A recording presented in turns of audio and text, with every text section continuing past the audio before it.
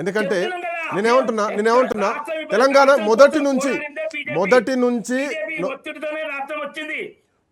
నేనేమంటున్నా బీజేపీ ఒత్తిడి కాదు, బీజేపీ మద్దతు అందాం. తెలంగాణ ప్రజల ఒత్తిడితో రాష్ట్రం వచ్చింది అనుకుందాం.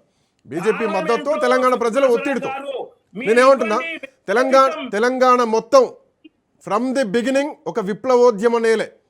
తెలంగాణ సాయుధ రైతాంగ పోరాటం కానీ, ముల్కీ ఉద్యమం కానీ, తెలంగాణ తొలిదశ ఉద్యమం కానీ, తెలంగాణ మలిదశ ఉద్యమం కానీ. సో మొదటి నుంచి ఉద్యమాలే నడుస్తున్నాయి. ఇప్పుడు బీసీ ఉద్యమం నడుస్తుంది.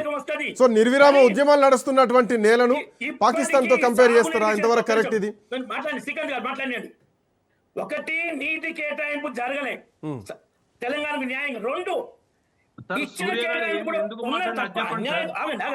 ప్లీజ్ అన్యాయ కేటాయింపును కూడా వాడుకోలేని దౌర్భాగ్య పరిస్థితి. మరి ఎందుకు ఎంపీలు ఎందుకు దీని మీద కొట్లాడడం లేదు? ఎంపీలు మీరు అన్నమాట వ్యాలిడ్ పాయింట్.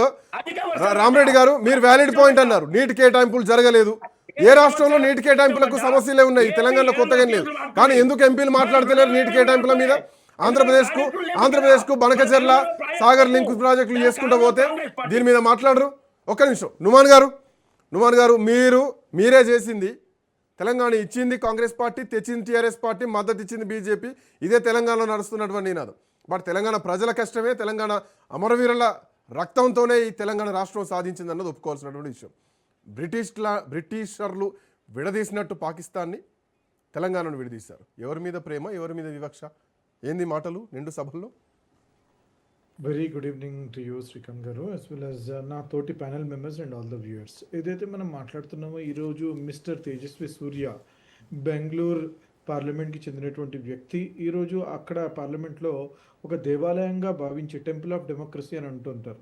అక్కడ అంత పవిత్రమైన చోట ఈ రకంగా వారు మాట్లాడడము, 1200 మంది ఆత్మ బలిదానాల తర్వాత ఏర్పడినటువంటి తెలంగాణ కాన్స్టిట్యూషన్కి అనుగుణంగా article 3 of Indian constitution separation of స్టేట్స్కి అనుగుణంగా దీనిని తీసుకుని చట్టబద్ధంగా బోత్ ద హౌసెస్లో దీనిని డెలాబరేట్ డిస్కషన్స్ జరిగిన తర్వాత ఏర్పడినటువంటి తెలంగాణ, దాని యొక్క ఏర్పాటు అనేదే త్యాగాల మీద ఏర్పడినటువంటి తెలంగాణ. అంటే ఎంతమంది తల్లులు, ఎంతమంది పేరెంట్స్ దీంట్లో ఇన్వాల్వ్ అయ్యారో ఒక్కసారి మనం చూసుకుంటే, ఆ ఉద్యమంలో సకల జనుల సమ్మె దగ్గర నుంచి ప్రతి ఒక్క కాల్ ఇచ్చినప్పుడు ఏ రకంగా అయితే లక్షల కొద్ది జనాలు రోడ్ల మీదకి వచ్చేవారో మనకి రిఫ్లెక్ట్ అవుతూ ఉంటుంది. వారు తెలంగాణ కోసం ఏ రకంగా అయితే స్టేట్హుడ్ కోసం ఫైట్ చేశారు. కానీ ఈరోజు అక్కడ కూర్చొని పార్లమెంట్లో ఒక మైనర్ బాలుడు, మైనర్ అని చెప్తున్నాను నేను ఎందుకంటే ఆయనకు విఘ్నత లేదు, ఆయనకి టాలెంట్ లేదు, లేదు, ఆయనకి హిస్టరీ లేదు, ఒక mind minor body matured.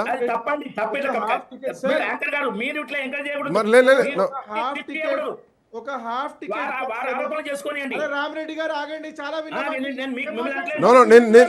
Rama Reddy గారు మీరు నన్ను కూడా క్వశ్చన్ చేయొచ్చు, నో ప్రాబ్లం.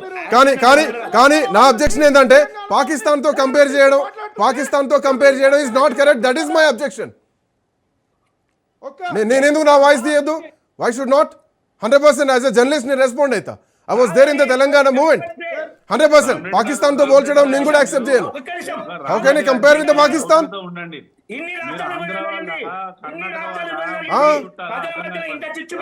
నో చిచ్చు కాదు సార్. నో చిచ్చు పెట్టాల్సిన అవసరం లేదు. నా వ్యక్తిత్వం మీకు తెలుసు. One second. రామరెడ్డి గారు చిన్న విన్నపం మీకు ఒకటి, మీరు తెలంగాణ గడ్డ మీద పుట్టిర్రా, గుజరాత్ లో పుట్టిర్రా, కర్ణాటకలో పుట్టిర్రా చెప్పండి. రామరెడ్డి గారిది ప్రాపర్ గుజరాత్, కర్ణాటక, తెలంగాణ చెప్పండి. ఒక్క నిమిషం. నుమాన్ గారు 1 సెకండ్. నుమాన్జీ 1 మినిట్. 1 సెకండ్. ఒక్క నిమిషం. కాంబోజ్ గారు 1 సెకండ్. నాకు రామరెడ్డి గారు నన్ను మాట అన్నారు, మీరు చిచ్చు పెట్టొద్దు అని చెప్పేసి. చిచ్చు నేను పెడుతున్నానా? బీజేపీ ఎంపీలు పెట్టారా? మౌనంగా ఉన్నటువంటి బీజేపీ ఎంపీలు పెట్టారా? Sadiq sir no I want to ask Sadiq sir, if I'm wrong definitely నేను డిబేట్ లో కూర్చుంటా. I will debate it. No ఒక్క నిమిషం రామరెడ్డి గారు. నో మీరు నన్ను అన్నారు నేను చిచ్చు పెడుతున్నా అన్నారు. ఒక్క నిమిషం. I'm belongs to Telangana. I was there in the movement. No Ramareddy గారు please 1 second. No I will fight till end. మీరు నన్ను అన్నారు. ఒక్క నిమిషం. కాంబోజ్ గారు 1 second. I want to talk to Sadiq sir.